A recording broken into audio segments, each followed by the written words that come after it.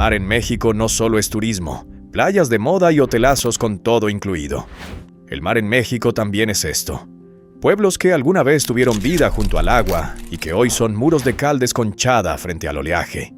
Escalones que bajan a la arena sin llevar a ningún lado. Iglesias que abrieron su puerta al océano cuando los feligreses se fueron. Son lugares donde el contraste entre la naturaleza de la costa y el silencio del abandono produce algo que ninguna playa de moda puede producir. La sensación de que el tiempo pasó aquí con toda su brutalidad y no perdonó a nadie.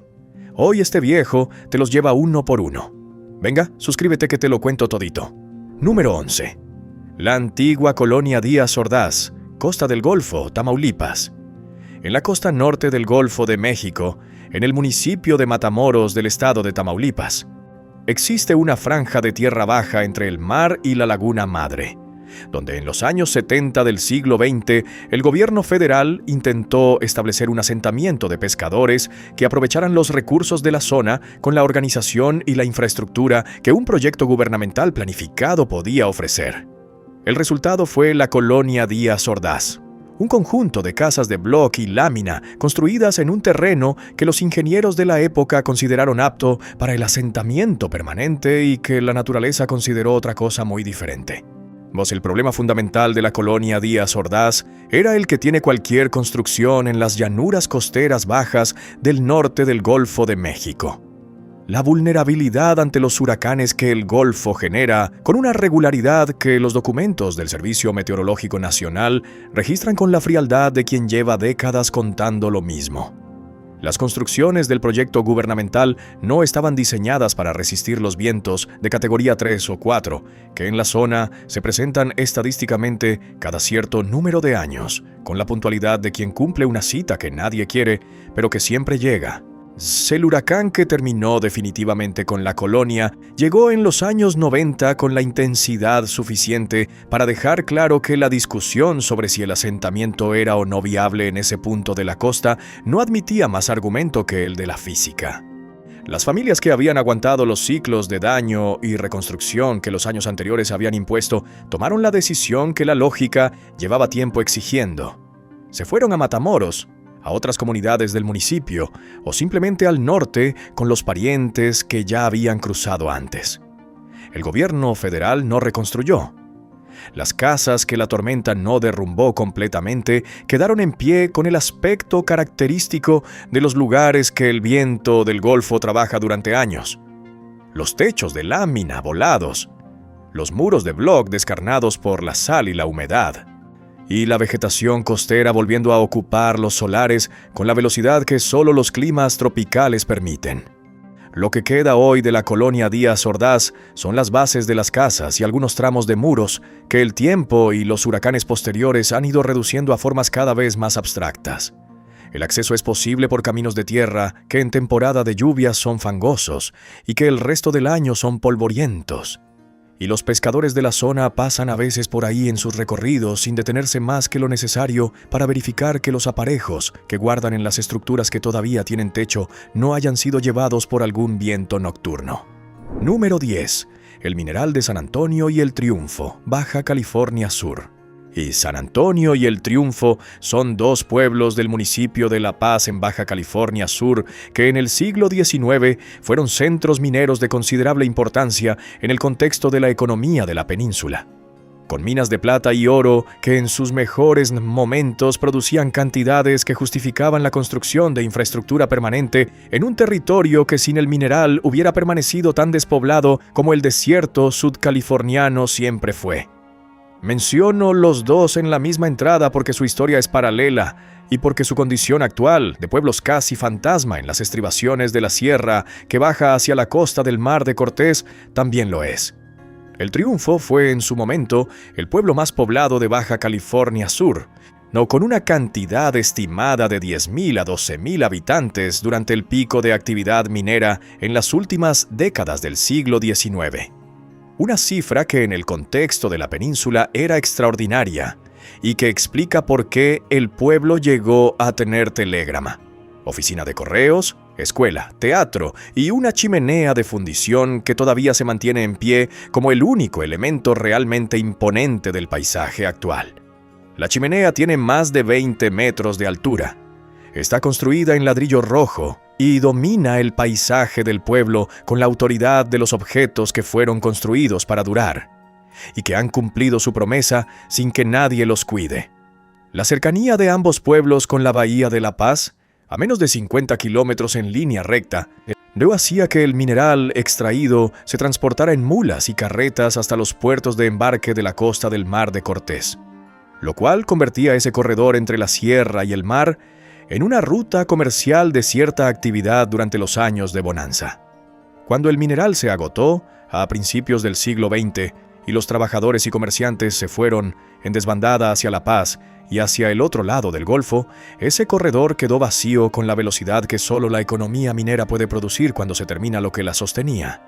El Triunfo tiene hoy unos 400 habitantes, y San Antonio algo similar, números que los censos del Instituto Nacional de Estadística, Geografía e Informática registran con la misma impasibilidad con que registran cualquier otra cosa. Los edificios de la época minera que sobreviven en ambos pueblos no es la chimenea, las casas de los antiguos administradores, los restos de la infraestructura de beneficio del mineral, componen un paisaje de patrimonio industrial abandonado que el turismo de Baja California Sur todavía no ha descubierto completamente, aunque la ruta entre La Paz y Los Cabos pasa a pocos kilómetros. Número 9. Puerto Peñasco Viejo, Sonora. Puerto Peñasco es hoy uno de los destinos turísticos de playa más activos del noroeste de México, con hoteles de varios pisos sobre el Mar de Cortés, condominios para el mercado de jubilados norteamericanos, un malecón animado y todo lo que la industria turística costera produce cuando tiene dinero suficiente para instalarse. Pero la Puerto Peñasco que existe hoy no es el pueblo original. El Puerto Peñasco Viejo, el asentamiento que los pescadores de la región establecieron antes de que el turismo llegara a transformarlo todo, existe todavía en forma de barrio deteriorado que el nuevo Puerto Peñasco fue dejando atrás a medida que crecía hacia el norte y hacia el este. El Puerto Peñasco original era un campamento pesquero que en los años 20 y 30 del siglo XX empezó a ganar permanencia gracias a la actividad de la flota camaronera que operaba en las aguas del Alto Mar de Cortés, que en esa época y todavía hoy producen una diversidad biológica marina que los científicos de la Estación de Biología de la Universidad de Sonora han documentado como una de las más importantes del Pacífico americano. El campamento se convirtió en pueblo con la llegada del ferrocarril en los años 40, lo que conectó a Puerto Peñasco con el mercado de Tucson y Phoenix, y que convirtió al pueblo en el primer destino de playa de los habitantes del desierto de Arizona que nunca antes habían visto el mar. El barrio viejo de Puerto Peñasco es una franja de construcciones bajas de adobe y block pintadas con los colores decolorados que el sol del desierto y la sal del Mar de Cortés producen en todo lo que se queda quieto demasiado tiempo. Las casas de los pescadores originales tienen esa arquitectura sin pretensiones de quienes construyeron para vivir y no para impresionar, con patios pequeños donde todavía hay redes colgadas, aunque los que las colgaron sean los abuelos de los que viven ahí hoy. No está completamente abandonado, porque algunas familias siguen viviendo en esa zona. Pero está en ese proceso de vaciamiento y deterioro que precede al abandono definitivo cuando la presión del desarrollo turístico circundante es suficientemente intensa. La ironía del Puerto Peñasco Viejo es que está rodeado por uno de los fenómenos de transformación costera más veloces del noroeste de México. En pocas décadas, el Puerto Peñasco de los pescadores de los años 40 se convirtió en destino de resort para jubilados de Arizona, con condominios de varios pisos construidos literalmente sobre la línea de la playa y precios por metro cuadrado que los pescadores originales del barrio viejo nunca podrán pagar aunque quisieran. De ese contraste entre la riqueza reciente del nuevo Puerto Peñasco y la pobreza en declive del viejo, produce uno de esos paisajes de desigualdad espacial que México produce con una frecuencia que debería asombrarnos más de lo que nos asombra. Número 8. La Ventosa y el Espinal, Istmo de Tehuantepec, Oaxaca. En la costa del Pacífico, en el Istmo de Tehuantepec, en el municipio de Juchitán, en Oaxaca, existen varios asentamientos costeros que en distintos periodos del siglo XX tuvieron actividad pesquera y cierta vida comunitaria, y que hoy están en distintos grados de abandono, como consecuencia de la combinación de factores que en el istmo de Tehuantepec convierte la vida costera en algo más difícil de sostener que en otras partes del litoral mexicano.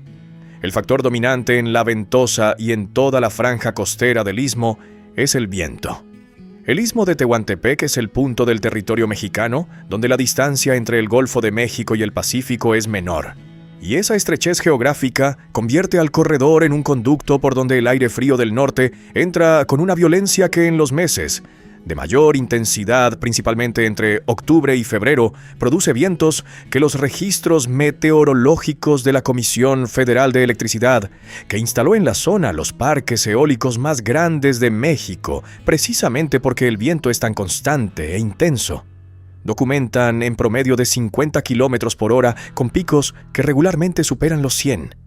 Vivir en la Ventosa o en el Espinal con ese viento no es lo mismo que vivir en cualquier otro lugar de la costa.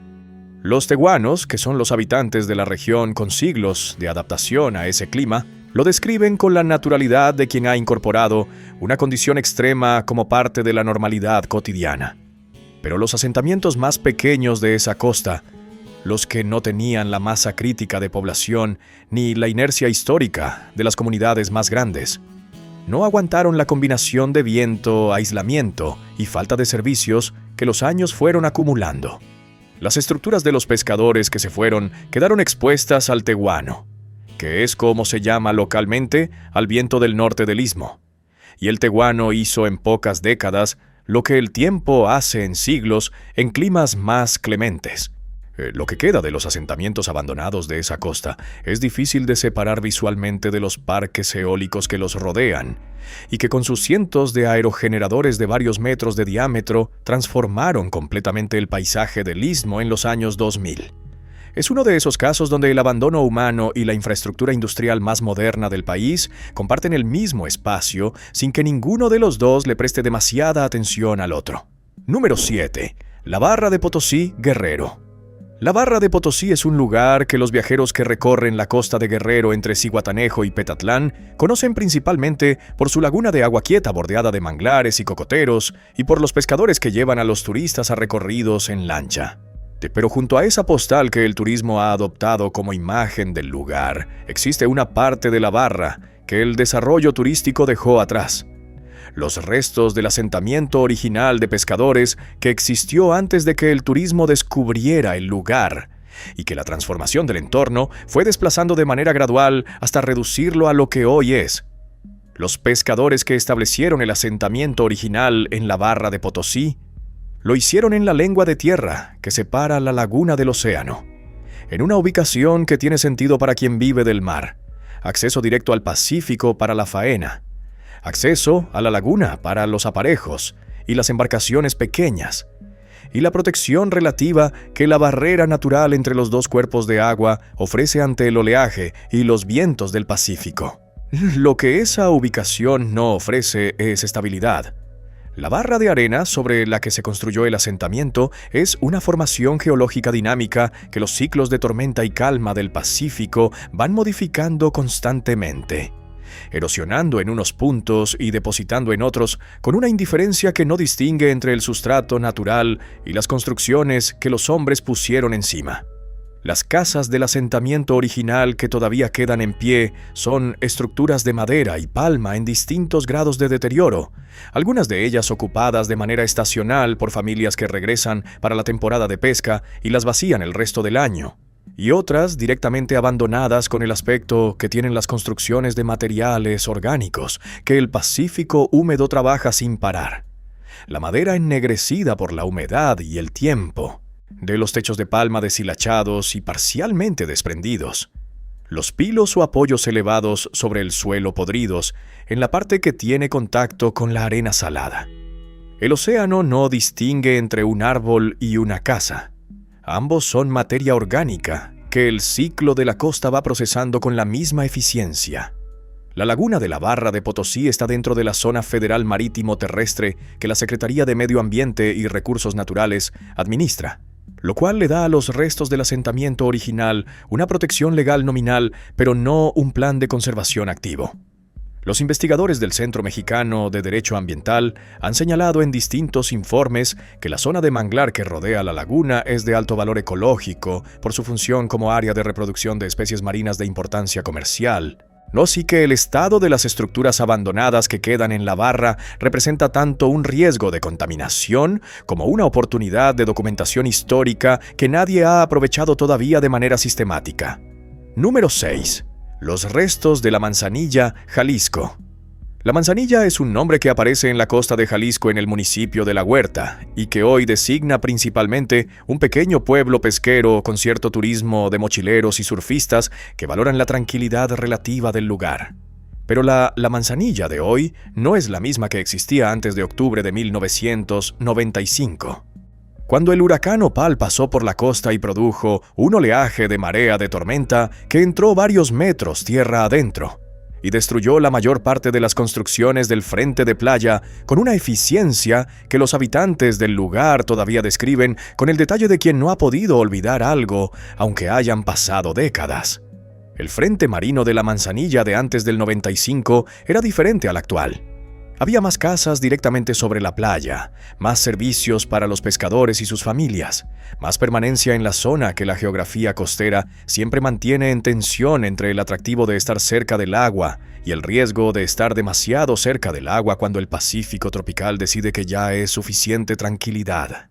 Lo que el huracán Opal no derrumbó completamente quedó tan dañado que la reconstrucción que siguió no reprodujo exactamente lo que había, sino una versión más prudente, con algunas estructuras retiradas tierra adentro y otras simplemente no reconstruidas, porque el balance entre el riesgo y el beneficio ya no salía positivo.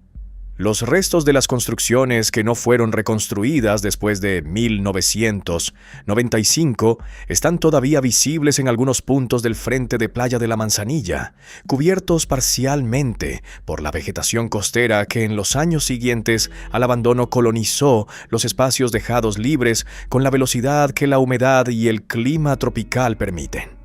Algunos de los apoyos de hormigón de las antiguas estructuras sobre pilotes emergen todavía de la arena en determinados puntos de la playa cuando la marea baja y el movimiento de los sedimentos los deja al descubierto temporalmente. Son marcadores accidentales de lo que estuvo ahí y que el mar, con la paciencia de siempre, va borrando poco a poco. La costa de Jalisco tiene el mismo problema que casi todas las costas turísticas de México. Los lugares que el turismo no adopta no tienen recursos para mantenerse porque la economía local depende del turismo para generar los ingresos que permitan el mantenimiento de cualquier cosa. La Manzanilla tiene turismo suficiente para sostener los servicios básicos del pueblo actual, pero no tiene el turismo suficiente para financiar la documentación y la conservación de los restos de lo que fue el frente costero antes de Opal. Esa documentación no va a llegar desde ninguna institución pública mientras haya destinos más urgentes y más visibles que demanden los escasos recursos que México destina a la memoria de sus costas. Suscríbete para demostrar que estos videos sí ayudan y sí tienen sentido. Número 5. Pueblo Viejo de Topolobampo, Sinaloa. Topolobampo es hoy el puerto de Sinaloa que conecta por ferry con La Paz en Baja California Sur y que tiene una actividad portuaria modesta, pero sostenida como parte del sistema de transporte marítimo del noroeste de México. Lo que muy poca gente sabe de Topolobampo es que el puerto actual no es el primero que existió en esa bahía y que el proyecto urbano original de uno de los experimentos sociales más extravagantes y menos recordados del México del siglo XIX, fracasó de maneras que dejaron rastros físicos que todavía son parcialmente visibles en las márgenes de la bahía. El pueblo viejo de Topolobampo nació de un proyecto que su impulsor, el estadounidense Albert Kinsey Owen, concibió en los años 80 del siglo XIX como la fundación de una colonia cooperativa que sería, en su visión, el modelo de sociedad igualitaria que el mundo capitalista necesitaba ver en funcionamiento para convencerse de que la cooperación podía sustituir a la competencia como principio organizador de la vida económica. Owen convenció al gobierno de Porfirio Díaz de que le concediera tierras en la bahía de Topolobampo, que tiene una configuración natural de aguas protegidas que la hacen uno de los mejores puertos naturales del Pacífico mexicano. Y empezó a traer colonos norteamericanos que creían en su visión con el entusiasmo de los que nunca han tenido que vivir en la práctica lo que defienden en la teoría. La colonia cooperativa de Topolobampo duró poco más de una década antes de que las contradicciones entre la teoría igualitaria y la realidad del trabajo cotidiano en un desierto costero sin agua dulce suficiente, sin infraestructura de comunicaciones y con un calor que los colonos del norte de los Estados Unidos no habían experimentado en sus vidas, demostraran que la utopía tenía más entusiasmo que planificación práctica. Los colonos se fueron regresando a sus lugares de origen en distintas oleadas. De algunos convencidos de que el proyecto había fallado por razones que podían corregirse y otros convencidos de que nunca había tenido posibilidades reales de funcionar. Las estructuras que los colonos de la comunidad de Owen dejaron en las márgenes de la bahía de Topolobampo son hoy vestigios dispersos que los estudios del Archivo Histórico del Estado de Sinaloa han documentado parcialmente. Algunos de los cimientos de las primeras construcciones de la colonia permanecen visibles en las orillas de la bahía cuando la marea está baja, junto a fragmentos de los sistemas de irrigación rudimentarios que los colonos construyeron en su intento de hacer productiva una tierra que la naturaleza no había diseñado para la agricultura intensiva que ellos traían en mente. Número 4. Los Cocos y la Tigra, costa de Nayarit. En la costa de Nayarit, entre San Blas y el límite con Jalisco, existe una serie de pequeños asentamientos costeros que en distintos momentos del siglo XX tuvieron actividad pesquera y que hoy están en distintos grados de abandono, resultado de la misma combinación de factores que ha vaciado docenas de comunidades similares en el litoral del Pacífico mexicano. La concentración de los servicios y del empleo en los centros urbanos más grandes, la presión de los ciclones tropicales que periódicamente barren esa costa con una intensidad que las construcciones modestas no pueden resistir, y la transformación del turismo costero que en Nayarit se concentró en puntos específicos de la costa como el corredor de Riviera Nayarit al norte de Puerto Vallarta, y dejó fuera de ese circuito a las comunidades que no tenían las playas ni la infraestructura que el turismo de resort demanda. Los Cocos es una playa al sur de San Blas, que tuvo durante los años 70 y 80 una cierta actividad de turismo nacional de bajo presupuesto, con palmerías de pesca y renta de hamacas que funcionaban para el mercado de familias mexicanas que buscaban costa sin pagar, lo que la industria hotelera ya empezaba a cobrar en los destinos más conocidos. Esa economía del turismo artesanal fue la primera víctima de la competencia del turismo organizado que en las décadas siguientes fue bajando los precios en los resorts lo suficiente para hacer difícil la competencia de los servicios informales de las playas menos equipadas. La Tigra, a pocos kilómetros de Los Cocos, tuvo un perfil aún más modesto. Fue principalmente un asentamiento de pescadores con acceso a una laguna costera que era excelente para la pesca artesanal, pero que la contaminación y los cambios en los patrones de distribución de las especies marinas fueron haciendo menos productiva con cada década que pasaba. Las familias de pescadores que podían permitírselo se trasladaron a San Blas, donde los servicios educativos y de salud eran accesibles sin el viaje que desde la Tigra siempre requería tiempo y condiciones de camino que no siempre estaban garantizadas. Lo que queda en ambos lugares son los restos de las estructuras de madera y palma, que nadie se llevó porque no valía el esfuerzo del traslado, los corrales de piedra que delimitaban los solares de las casas y que el tiempo no ha deshecho porque la piedra tiene más paciencia que cualquier otra cosa, y el sonido del oleaje del Pacífico que llega a esas playas con la misma indiferencia con que ha llegado siempre, sin importarle en lo absoluto si hay alguien escuchando. Número 3. La antigua estación balnearia de Veracruz, El Conchal.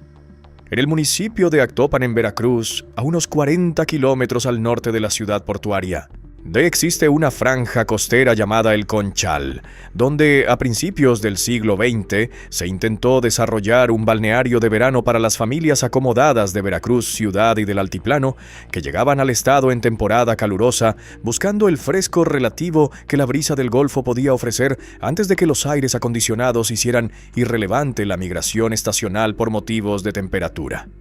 El proyecto del balneario de El Conchal nunca alcanzó las dimensiones que sus promotores imaginaron. No principalmente porque la costa del norte de Veracruz tiene problemas que los promotores del siglo XIX habían calculado mal. Las playas del Golfo en esa latitud tienen arena oscura y aguas con fuerte oleaje en temporada de nortes que no producen exactamente la imagen de balneario mediterráneo que los folletos de la época prometían. Y la competencia de otras zonas turísticas más establecidas y mejor conectadas del estado fue absorbiendo la demanda antes de que el Conchal pudiera desarrollar la infraestructura suficiente para diferenciarse.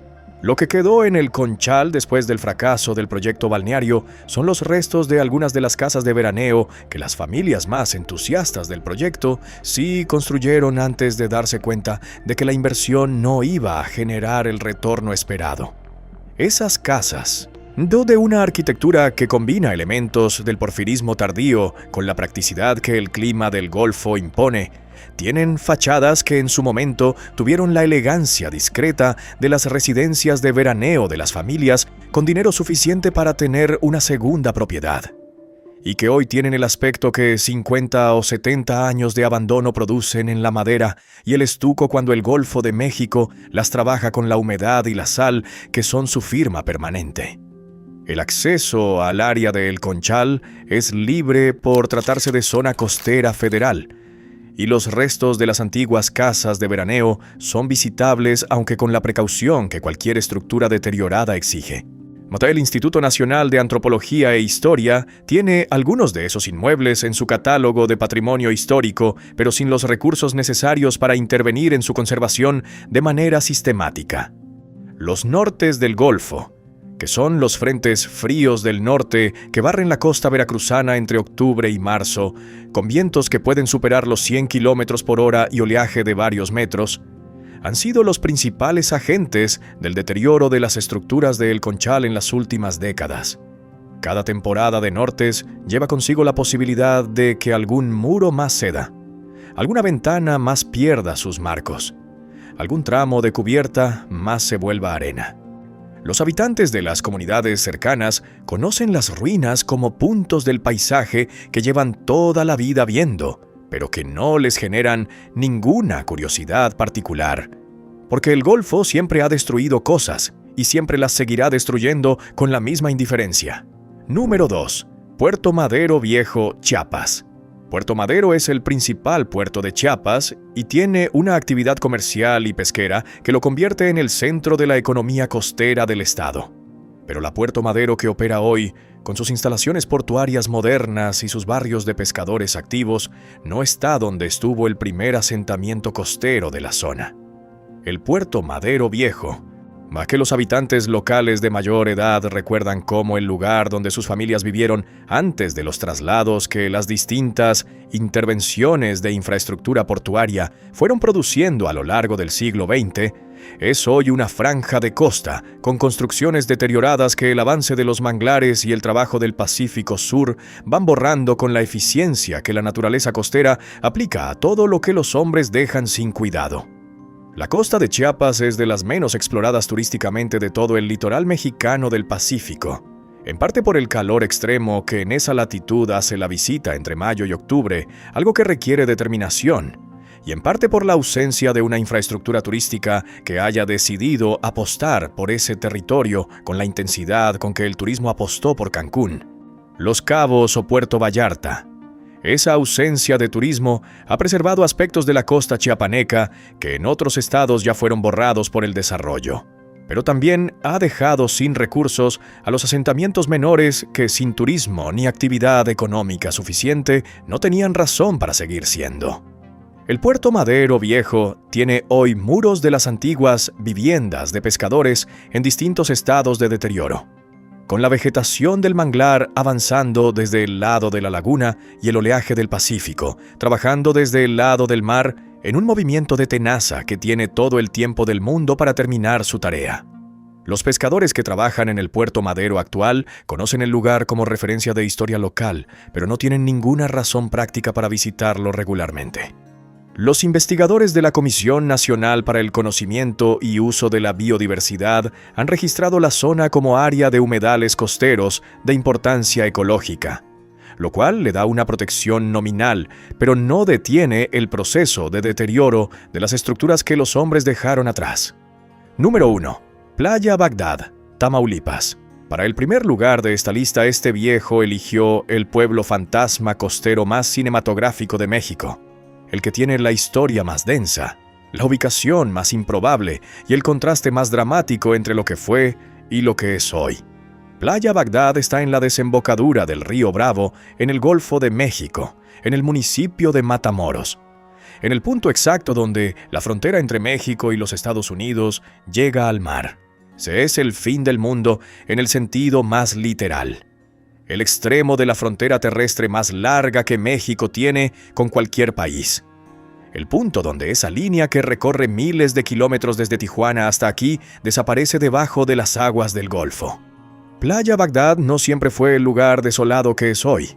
Durante la Guerra de Secesión de los Estados Unidos, entre 1861 y 1865, el puerto de Bagdad fue uno de los más activos del mundo. El bloqueo naval de la Unión sobre los puertos del sur confederado hacía imposible el comercio directo entre los estados del sur y Europa. Pero la frontera con México no podía ser bloqueada porque hacerlo hubiera implicado una guerra con México que la Unión no quería mientras luchaba contra la Confederación. Ve que el algodón confederado salía por tierra hasta el río Bravo, cruzaba a Matamoros y se embarcaba desde Bagdad hacia los puertos europeos que lo necesitaban para sus industrias textiles. En su mejor momento, la playa tenía más de 100 barcos anclados simultáneamente esperando su turno para cargar, lo cual la hacía uno de los puertos más concurridos del continente americano. Ese boom comercial produjo en Bagdad un asentamiento de varios miles de personas con los negocios, las cantinas, los almacenes y la infraestructura efímera que los puertos de carga improvisados generan cuando hay dinero suficiente y urgencia suficiente para que nadie se pregunte si lo que se está construyendo tiene sentido a largo plazo. Cuando la guerra terminó en 1865 y el bloqueo se levantó, el comercio del algodón dejó de necesitar la ruta de Bagdad y la actividad del puerto colapsó con la rapidez de todo lo que se construyó sin cimientos. Los comerciantes y los marineros se fueron a buscar el siguiente punto caliente del comercio mundial, y Bagdad quedó con sus estructuras de madera y sus calles de arena enfrentando al Golfo.